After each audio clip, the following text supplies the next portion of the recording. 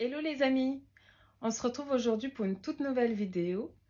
Donc avant de commencer, je tenais à m'excuser pour vous avoir laissé un peu sur votre faim pendant 15 jours.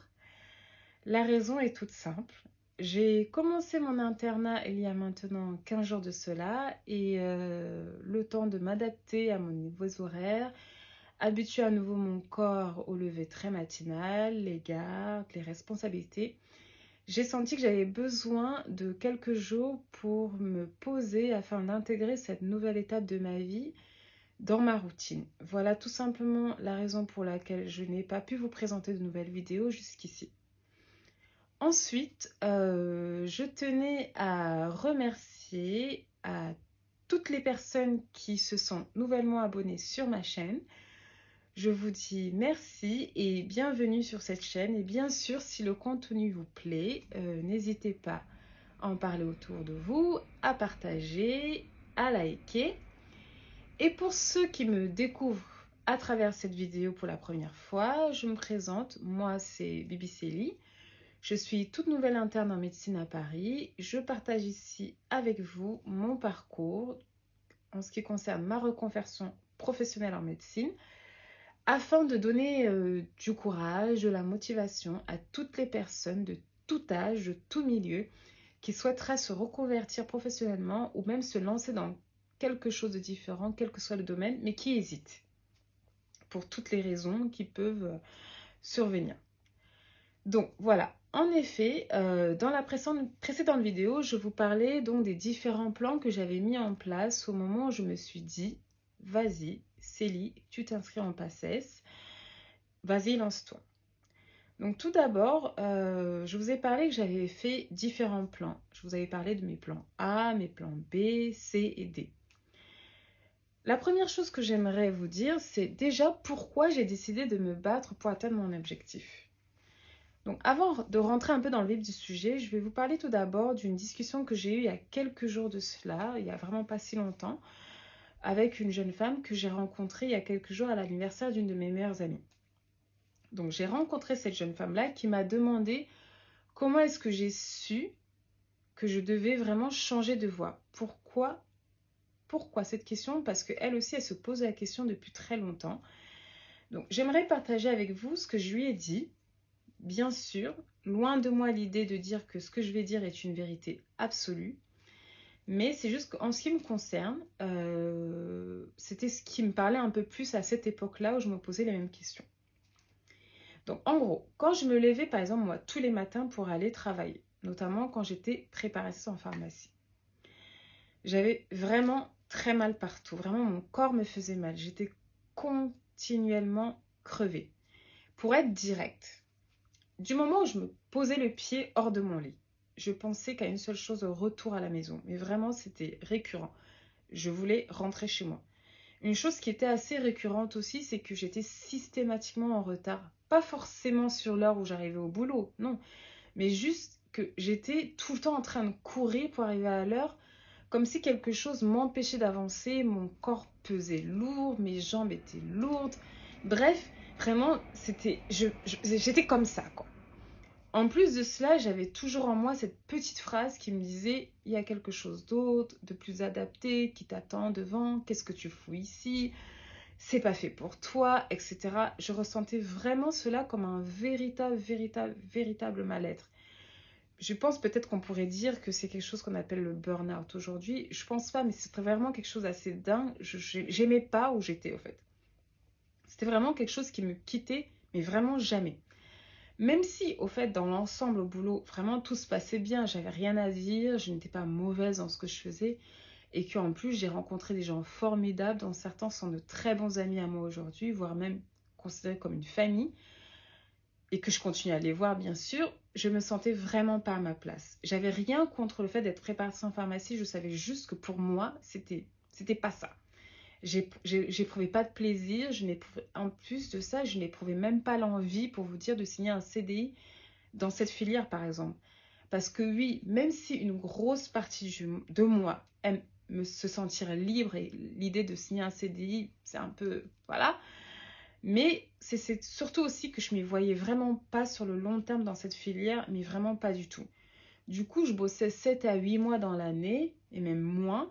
Et déjà ça, je le vivais comme une prison. Le reste du temps, je partais ou je faisais de la musique, etc. Je ne vivais pas de grand-chose puisque forcément, j'avais pas beaucoup de thunes. De toute manière, je subissais ma vie et comme je vous ai dit dans une précédente vidéo, mon boulot, vraiment, je le considérais comme purement alimentaire, quelque chose pour me payer mes factures, etc. Donc voilà en gros une de mes grandes motivations à me lancer dans cette filière aujourd'hui qui me passionne depuis toute petite et que je me suis dit, même si j'ai pas les moyens, etc., j'y vais quand même.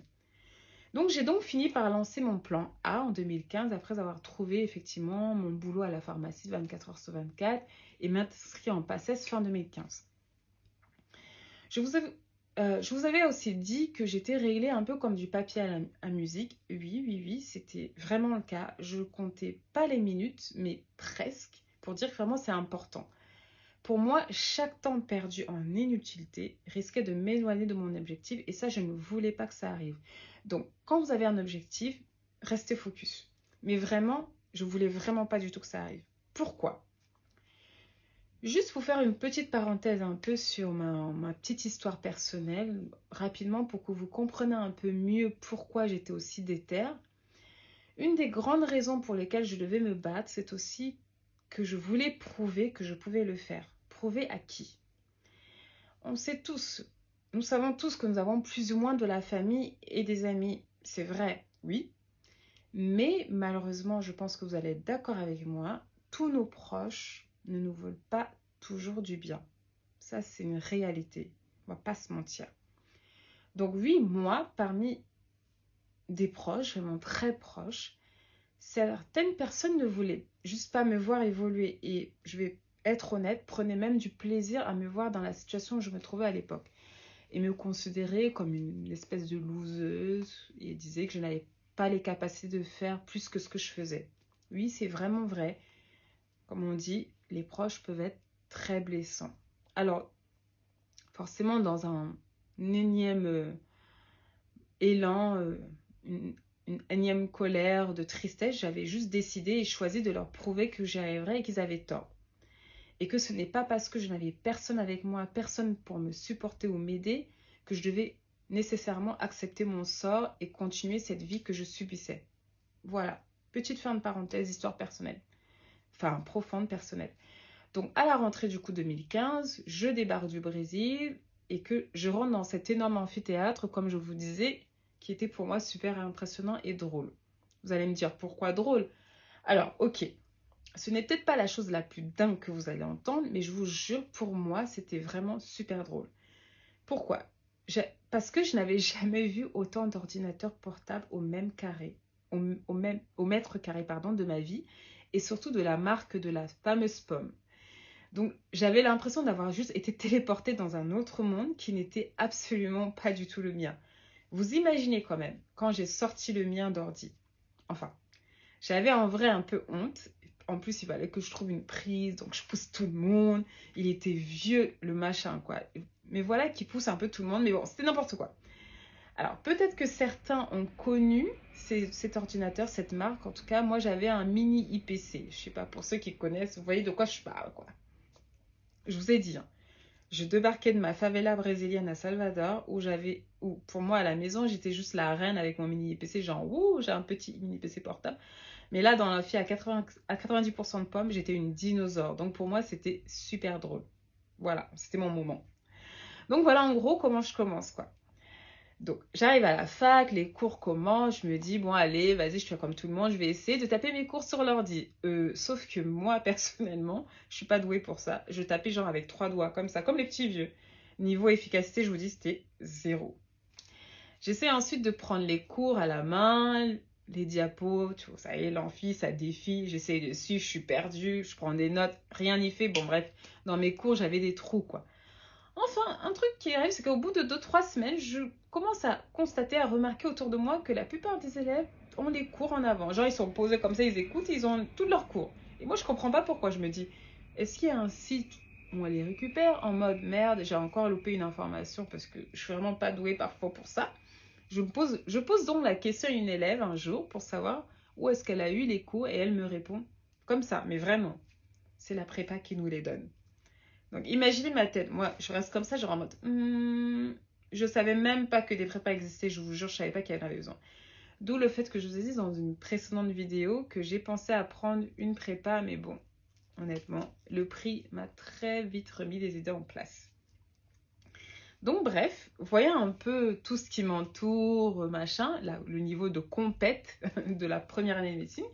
C'est à ce niveau-là que à ce moment-là, pardon, que j'ai été transformée en zombie guerrière. Je compris que là, c'est le Coliseum et que si t'as pas d'armes, ma chérie, travaille ta force physique, plutôt ta force mentale, quoi. J'exagère un peu, mais vous voyez un peu l'idée, quoi. J'ai quand même réussi à choper les cours du tutorat. C'était la première année que la faculté organisait cela. C'était pas le top du top, mais franchement, ça m'a beaucoup aidé, heureusement. Et du coup, je donne un petit conseil, avis à ceux qui se lancent dans des études à concours, par exemple. Si vous n'avez pas les moyens d'une prépa, baissez pas les bras, rapprochez-vous de votre fac, de votre tutorat. Franchement, ça aide pas mal. Donc, en gros, pour mettre toutes les chances de mon côté, en mode, je vais pas rater des informations aussi, j'allais à tous les cours. J'avais aussi investi dans un petit dictaphone où, comme j'avais une heure de transport pour aller soit à la fac, ou soit à la BU, soit au boulot, je les écoutais. De plus, si je n'étais pas en cours ou au boulot, j'étais à la BU jusqu'à la fermeture, soit 22h, je rentrais vers 23h30, presque minuit, d'où le fait que j'étais réellement une zombie. Et en plus, je me levais vraiment tous les jours le lendemain très tôt pour retourner dans ma routine classique, quoi. Donc, c'est une des raisons pour laquelle je dis qu'il est important d'avoir un plan de ces journées sur papier. Pourquoi? Parce qu'au fait, pour moi, cela m'a beaucoup aidé à ne pas perdre de vue mes objectifs, surtout dans les moments où j'allais pas très bien.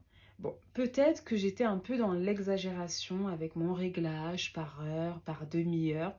Bref, mais personnellement, je pense que ça m'a permis de rester super focus et rester dans les clous que je m'étais fixés. Parce que oui, une chose que je ne vous ai pas dit jusque-là, c'est que pendant toute cette période où j'ai décidé de me lancer, où je commence les cours, j'étais extrêmement stressée. Pour plein de raisons. À l'idée de me rater, mais vraiment j'étais tendue.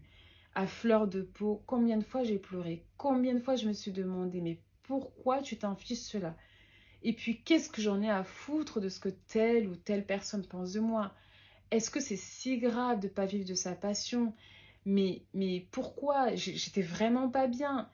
Mais bon, je me reprenais assez très vite. Je reprenais assez vite mes esprits parce que j'avais au fait une liste dans mon téléphone à l'époque de ce que je voulais et pourquoi je le faisais. Et ça me relançait. Voilà pourquoi je vous dis, il faut avoir un plan. Et voilà comment j'ai passé cette première année. Surtout l'envie de ne pas retourner dans ma vie d'avant, d'aller de l'avant, d'arrêter d'entendre cette voix qui me disait qu'est-ce que tu fais ici, qu'est-ce que tu fais dans ce boulot, il y a quelque chose de mieux d'autre qui t'attend, etc. De me sentir aussi utile et le truc le plus important, bien dans ma peau, a été définitivement mon leitmotiv pour me pousser à continuer. Et une chose aussi qui m'a assez marquée avec le recul, c'est que du moment où j'ai commencé cette première année de médecine, même sans savoir si j'allais la réussir ou pas, aller bosser, mais vraiment, aller bosser en tant que préparatrice en pharmacie, dans cette pharmacie 24 heures sur 24, ne me paraissait plus du tout être un poids. Je le vivais même, je veux dire, beaucoup mieux. Intérieurement, comme si au fond de moi, j'avais déjà intégré l'idée que cette fois-ci, c'était mes derniers mois ou mes dernières années dans ce boulot. Du coup, j'étais crevée, oui, mais pas parce que je faisais ce boulot et que cela me torturait psychologiquement, pas parce que cela me pesait, mais plus parce que je bossais pour gérer mon passage en médecine, ce qui était pour moi une fatigue que j'appelais à l'époque pour la bonne cause. Mais vraiment, bon, ok, je suis peut-être un peu zinzin, mais pour moi, cette fatigue était pour la bonne cause. Donc, voilà en gros ce que je voulais vous partager aujourd'hui. Évidemment, le message que je souhaite vous dire aujourd'hui, c'est, et que si ça peut vous aider à rester focus, à vous lancer aussi, c'est que si ce que vous faites actuellement, par exemple, que vous soyez au lycée, en études supérieures, en école, ou même que vous travaillez déjà, peu importe votre âge, qu'on ait 20 ans, 30, 40, si vous avez envie de faire quelque chose d'autre, foncez, et lancez-vous. Oui, la voie peut être facile d'accès ou difficile, mais ça en vaut la peine d'être prise. Pour moi, je pense comme ça. Vaut mieux quelques années de galère que toute une vie de galère où on subit sa vie. C'est horrible à dire, mais c'est vrai. Pour ma part, j'ai toujours été très hésitante dans mes décisions, mais vraiment, j'ai toujours eu peur de me lancer comme tout le monde, je pense. Mais pour moi, je pense que cela vient beaucoup de comment nous avons été éduqués, comment on a grandi, dans quel environnement. Je pense pas que ce soit quelque chose d'inné d'être super sûr de soi en mode genre ouais, j'ai envie, j'y vais quoi. Certains me diront que non, c'est pas le cas, c'est pas vrai, etc. Blablabla. Moi, je trouve que si, ça joue énormément. Mais au fait, si avec les années j'ai remarqué cela, que notre enfance influence beaucoup la manière dont on se voit, on se positionne, s'impose, interagit avec et même en société, c'est que le jour où j'ai un peu brisé les barrières psychologiques que je ne sais pas comment elles ont été installées en moi, j'ai pu sauter le pas au fait. Sinon, moi j'ai choisi aussi d'écouter beaucoup plus la voix intérieure, chose que je ne faisais pas avant, et cela m'aide aussi beaucoup et encore aujourd'hui à même, ne serait-ce que pour choisir la spécialité que j'ai choisie, ça m'a aussi beaucoup aidé. Attention, même si je prépare quand même le terrain, que je reste assez précautionneuse, je suis beaucoup moins hésitante et les alentours, tout ce qui est autour de moi m'influence beaucoup moins. Donc au final, le message avec cette vidéo que j'ai pu dire à la jeune femme et que je voulais vous passer, c'est si tu sens qu'il y a autre chose qui t'attend, vas-y, fonce, n'hésite pas. Ça va être dur, mais ça en vaudra la peine, je vous jure, ça en vaudra toujours la peine. Donc voilà, c'est fini pour aujourd'hui. J'espère que vous avez aimé cette vidéo qui, pour le coup, est un petit peu courte et que ça vous a intéressé, je l'espère. Si c'est le cas, n'hésitez pas à vous abonner pour les personnes qui découvrent cette vidéo, par exemple par hasard. Activez la cloche de notification pour être au courant des nouvelles parutions. N'hésitez pas aussi à liker, à partager la chaîne, à en parler autour de vous. Plus on est, mieux c'est. Et puis, je pourrais aussi avoir des propositions pour plein d'autres choses. De même, vous pouvez laisser des commentaires, des questions si vous le souhaitez. J'essaierai de répondre, pas forcément en commentaire, mais en vidéo, type questions-réponses, histoire d'en faire profiter un peu tout le monde. Vous pouvez, pour ceux qui le souhaitent, me retrouver sur d'autres réseaux comme TikTok par exemple ou encore Instagram sur le même pseudonyme Dr.Bibicelli si vous le souhaitez. Et comme d'habitude, je vais vous faire entre les vidéos un peu où je vous raconte mon parcours, où j'essaie de vous motiver, des vidéos aussi sur mon quotidien d'interne en médecine d'urgence parce que ça peut, on ne sait jamais s'il y a des personnes qui veulent faire ça mais qui hésitent. Et pareil, si vous avez des questions à ce sujet, vous pouvez me les poser, j'essaierai de répondre à tout ça. Sinon, merci encore d'avoir regardé la vidéo, prenez soin de vous et de vos proches. Abonnez-vous, partagez et likez. Et aussi autre chose, si aujourd'hui je suis debout, c'est que mes deux gros matous, Yuki et Tazel, ont décidé d'investir mon canapé. Donc voilà, surtout reste focus. Ciao, bonne soirée.